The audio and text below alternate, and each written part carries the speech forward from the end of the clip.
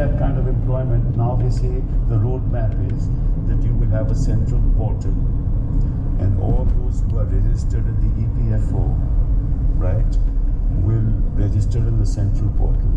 We don't know what the eligibility criteria will be. Will it be first come, first served? God alone knows. And which corporation will take whom, I don't know how that choice will be made, right? And whether that particular corporation or 500 of them, whether they need those people or not, God alone knows. The total outlay would be 60,000 crores, right? Now, as it is, I think those corporations give more than 5,000 crores a month. So how is this going to work? So Kapil, I think we have to understand that this budget came post-election, right? And in the election, the results, the ruling party did not do as it was expected. So there's clearly a disjuncture between what they thought and what has happened. I think that has, awakened them to a certain extent that they need to do. So what they do in part A of the budget speech is to announce a lot of things. Dalits, tribals, employment, farmers, everybody. Because you can say whatever you like.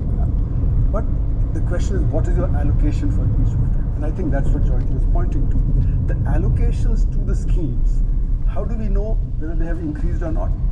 Here we have an interim budget, which was pre-election. So if we compare the data of the pre-election, that's the interim budget, with the post this thing, we don't see much of an increase. The budget size is increased by just 1%, from 47 lakh crores to about 48 lakh crores, right? So if you don't have that much additional resources, how much resources will you give? And what they do is lots of tricks. They'll say we are giving 2 lakh crores, but that 2 lakh crores may be over 5 years. So it's not as if it is being done now, right? Similarly, you say we give 1 lakh crores to such and such, but that would be over 5 years, or that could be through loans. That's not a budgetary allocation. So there's a lot of trickery in the thing. So we have to analyze the budget more carefully.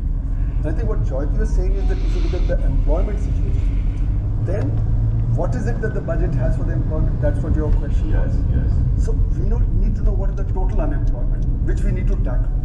Now, according to the report that we prepared in 2022, we see that 28 crore